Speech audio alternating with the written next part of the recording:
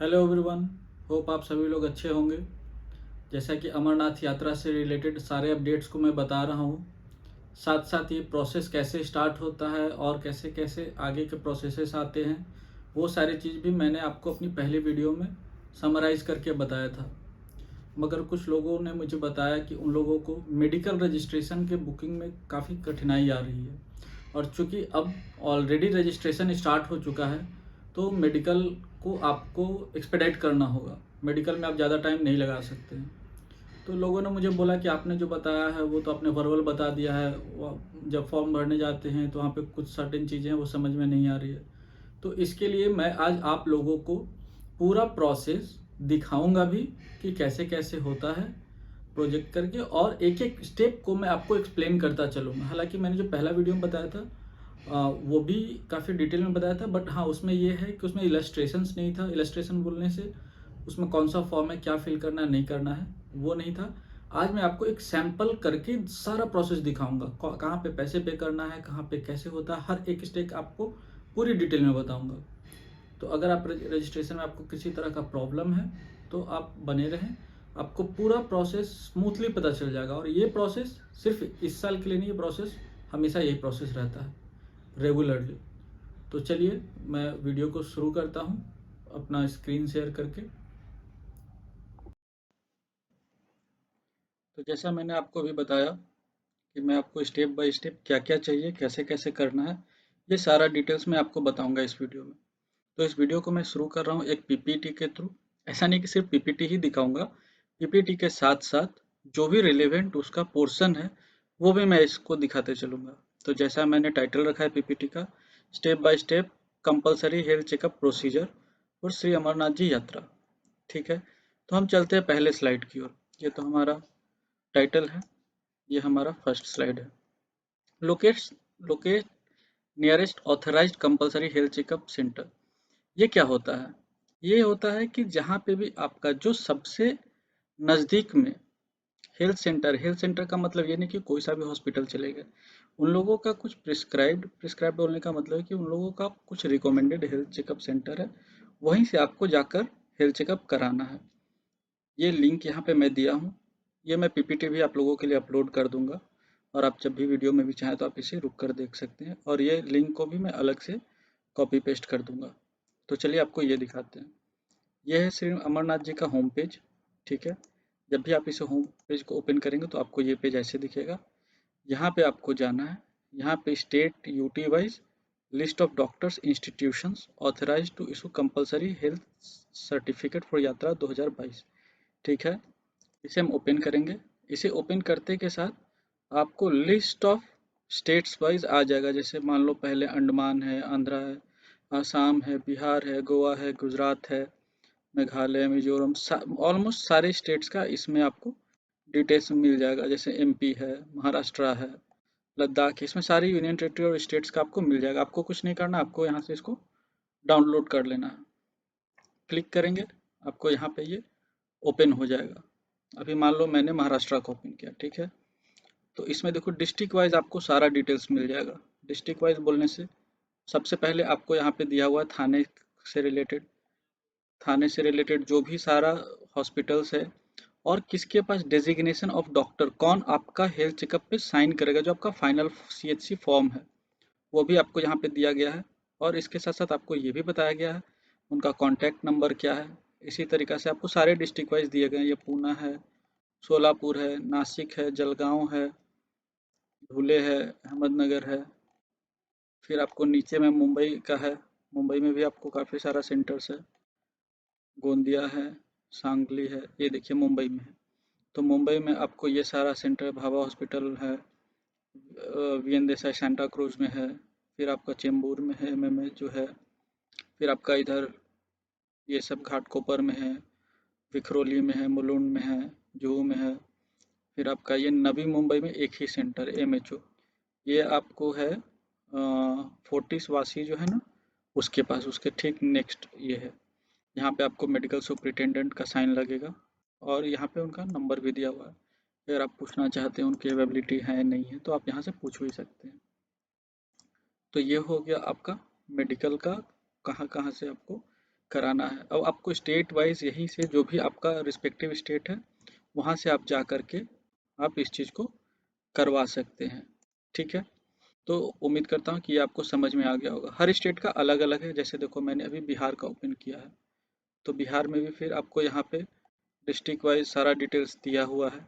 ठीक है, पटना है तो पटना में इतना सारा जगह का दिया हुआ है। ये लिस्ट अपडेट भी हुआ, पहले काफ़ी कम था, अभी अपडेट भी हुआ है। तो ये सारा जैसे इसमें तो और नाम दिया हुआ है, तो आपको उन पर्टिकुलर मेडिकल ऑफिसर से ही करवाना है। ठीक है, होप ये आपको क्लियर हो गया होगा ये स्टेप। अब चलते हैं नेक्स्ट स्टेप की ओर।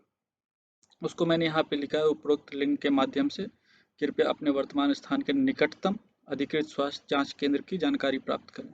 ठीक है, ये होने के बाद आपको क्या करना है, आपको वहाँ जाना है।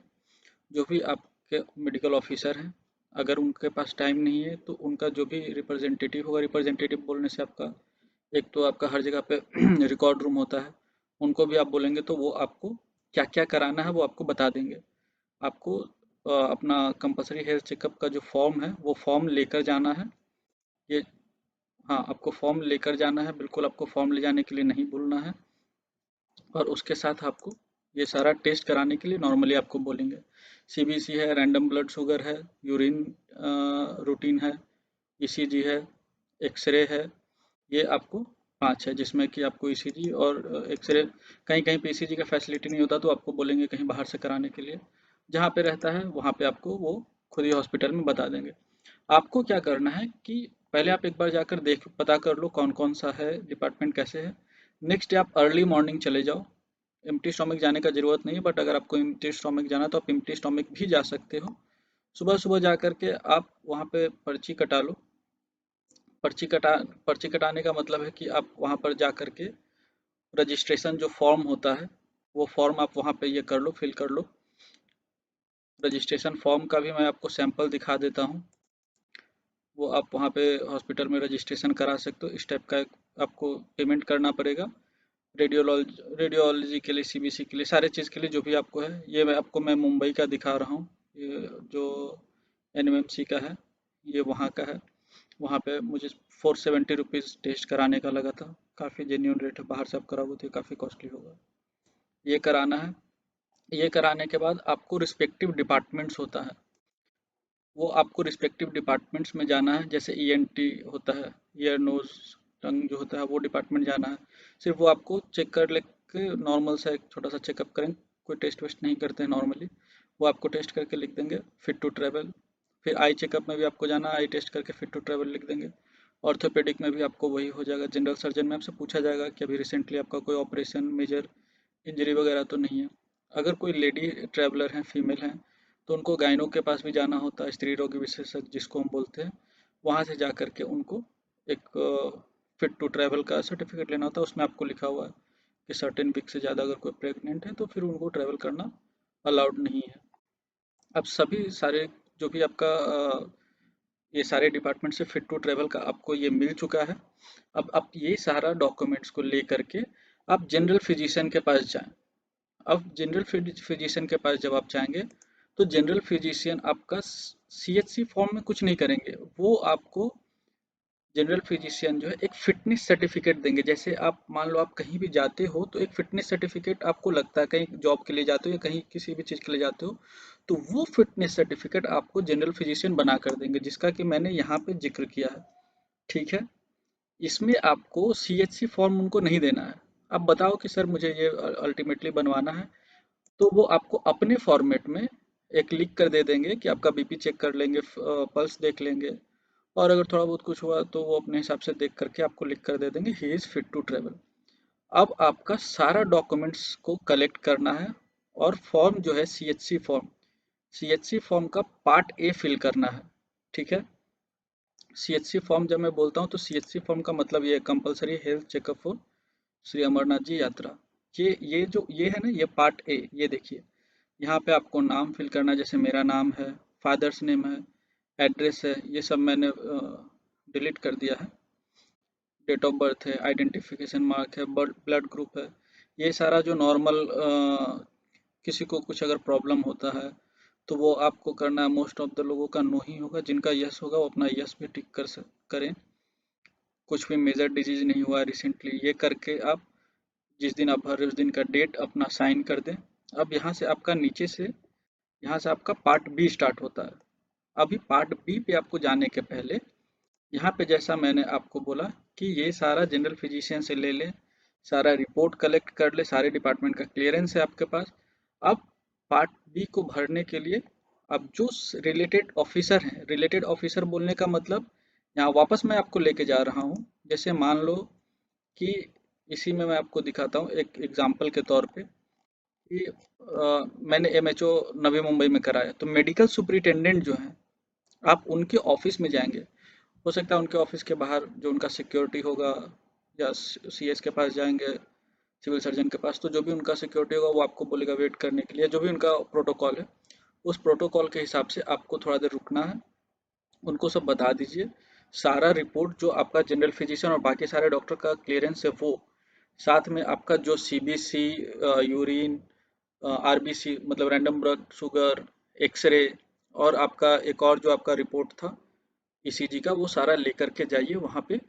आपको उसके बेसिस पे सीएचसी फॉर्म आपको पार्ट पार्ट बी वो फिल करेंगे।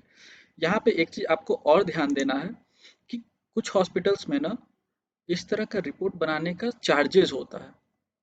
वो चार्जेस आपको डिपेंड करता है, कहीं पे 20 रुपये होगा, कहीं 50 रुपये होगा, कहीं 100 रुपये होगा। मैंने तकरीबन 100 रुपये पे किया था। तो वो 100 रुपये का पर्ची भी लेकर के आपको जाना है उनके पास। और जब आप फाइनल सीएचसी फॉर्म लेने जाना तो एक फोटो कॉपी सबका करा कर रख लेना। इसका कोई ऑफिशियल ज़रूरत नहीं है, बट एक आप अपने लिए करा के रख लेना, क्योंकि वो लोग जो है आपका बाकी सारा फॉर्म्स अपने पास लेके रख लेंगे और आपको फाइनल में जो है आपको ये सीएचसी फॉर्म इस तरह से भर करके आपको दे देंगे। तो आपके पास कोई भी डॉक्यूमेंट्स बचेगा नहीं, पहले वाला जो भी रिपोर्ट वगैरह वो सब वो रख लेंगे। तो आप एक करा लेना, ये मेरा सजेशन है, बाकी आपके ऊपर डिपेंड करता है। दूसरा चीज़ आपको ये भी ध्यान में रखना है कि जब भी आप वहाँ पे से जाएं, वो जो आपको फिल करके देंगे तो ये आप अपना नाम देख लेना। यहाँ पे जो जो आपने टेस्ट कराया वो टेस्ट लिखा होना चाहिए, CBC, urine, ECG, RBS, X ray chest का, ये इतना लिखा होना चाहिए। जो डॉक्टर है वहाँ पे, जैसे मेरे डॉक्टर थे एच सिंह कर तो वो अपना यहाँ पे लिख देंगे जो भी उनका नंबर है। उसके बाद यहाँ पे ये याद रखना, वो अपना उनका जो भी डेजिग्नेशन है आरएमओ बोलते हैं, रेसिडेंट मेडिकल ऑफिसर, तो वो लिख दिया, डेट लिख दिया। यहाँ पे आपको ये चीज़ ध्यान में रखना है कि हर एक डॉक्टर का जो स्टेट ऑथराइज्ड काउंसिल से उनका रजिस्ट्रेशन होता है, वो नंबर यहाँ पे ज़रूर से चेक कर लेना, क्योंकि ये बहुत इंपॉर्टेंट है। ये नंबर ही बताता है कि आप ऑथराइज जगह से कराए हो। इनका डिटेल हम आप नहीं समझ पाएंगे, इनका डिटेल जो वहाँ पे ऑफिसर चेक करने के लिए हैं, जो आपको ज़रूरत पड़ेगा तो आपको चेक करेंगे, लेजिटिमेसी देखेंगे मेडिकल रिपोर्ट का, तो वो इसी से चेक करते हैं। यहाँ पे अपना वो सील लगा देंगे। सील को भी जरूर से चेक करना, ये नहीं कि सील जल्दी जल्दी में हो गया और निकल गए, नहीं, ये सील देख लेना, उनका साइन देख लेना कि साइन है, और उनका ये चीज़ जरूर देख लेना, क्योंकि कभी कभी होता है कि डॉक्टर्स जब जल्दी में होते हैं तो ये चीज़ भूल जाते हैं। तो ये है आपका पूरा मेडिकल का प्रोसीजर। ये सारा प्रोसीजर मैंने इस पीपीटी में लिखकर आपके लिए तैयार किया है।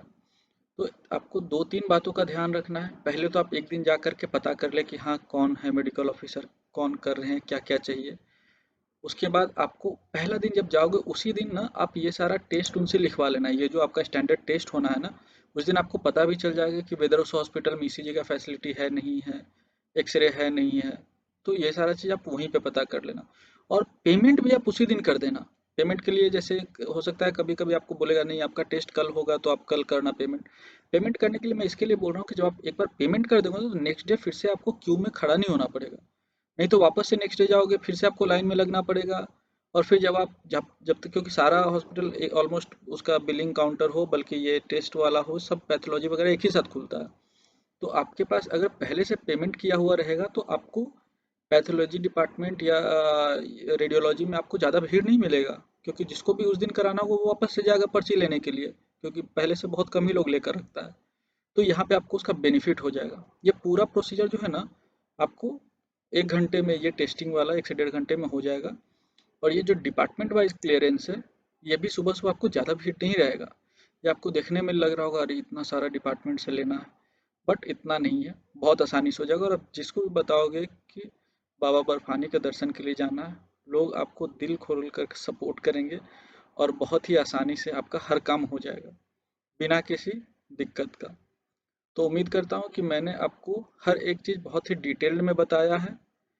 और इवन कि मैं ये जो भी फॉर्म्स है ये भी मैं आपको अपलोड कर दूंगा, ठीक है, कि आपको कैसे क्या कराना है, कैसे क्या नहीं कराना है, आपको कहाँ पे क्या देना है, क्या लिखना है, ये सारा चीज़ आपको लिखा हुआ है। तो आपको इसमें भी कोई भी परेशानी नहीं आएगा। परेशानी अगर कहीं पे भी आती है आपको, तो आप इसको भी रेफर कर सकते हैं, वीडियो को वापस से देख सकते हैं। और अगर कुछ नहीं समझ में आ रहा है, आप मुझे नीचे कमेंट बॉक्स में लिख सकते हैं। मैं जल्द से जल्द उसको बताने का कोशिश करूँगा, मैं तुरंत रिप्लाई करने का कोशिश करूँगा। इससे क्या है कि आपका अब जो रजिस्ट्रेशन है फुल फ्लेजेड हो चुका है। आपको मालूम होगा बालटाल से 6 तारीख तक का ऑलरेडी बुकिंग हो चुका है, उधर पहलगांव से भी करीब 16 तारीख तक का फुल हो चुका है, 16-17 तारीख तक का। तो क्या है कि अब आपके पास आखिरी का टाइम है। तो उस टाइम पे अगर अभी भी आपको जाने का प्लान बन रहा है, तो आप मेडिकल से शुरू करें। पहले मेडिकल आपको सबसे पहले चाहिए, क्योंकि मेडिकल आपको अपलोड करना पड़ता है। मेडिकल अपलोड करने का मतलब आपको अल्टीमेटली ये जो है, ये फॉर्म CHC जिसको हम बार बार बोल रहे हैं, कंपलसरी हेल्थ चेकअप और श्री अमरनाथ जी यात्रा, ये आपको अल्टीमेटली वहाँ पे अपलोड करना पड़ेगा रजिस्ट्रेशन के लिए। उसके बाद ही आपका हेलीकॉप्टर बुकिंग होगा और बाकी का प्रोसीजर होगा। तो आप इसको फटाफट कर लें जितना जल्दी आपसे हो सकता है। और उसके बाद फिर मैं आपको नेक्स्ट टाइम में रजिस्ट्रेशन का भी मैं आपको जिस तरह से डिटेल में बनाया हूँ, डिटेल में एक एक चीज़ कवर किया हूँ, इसी तरीक़ा से मैं आपको रजिस्ट्रेशन के लिए भी 1-2 दिनों में मैं बैठकर PPT के थ्रू सारा चीज़ आपको क्लियर कर दूंगा, कोई भी डाउट आपका नहीं रहेगा। और फिर हेलीकॉप्टर का तो जैसे अभी आपको मालूम है कि 13 तारीख हो गया है इसका नेक्स्ट फाइनल बिड सबमिशन का। तो 13 तारीख को जैसे ही आता है कोई भी डिटेल में आपको बताऊंगा। उम्मीद करता हूँ आपको ये वीडियो अच्छा लगा हो। थोड़ा लंबा हो गया वीडियो, क्योंकि मैं चाहता हूँ कि आपको कोई कन्फ्यूज़न ना रहे, इसके लिए मैं इतना एक्सप्लेन किया हूँ। उम्मीद करता हूँ आपको वीडियो अच्छा लगा होगा, ठीक है। चलिए फिर अगले वीडियो में मिलते हैं। जय बाबा बर्फानी, भूखे को अन्न, प्यासे को पानी।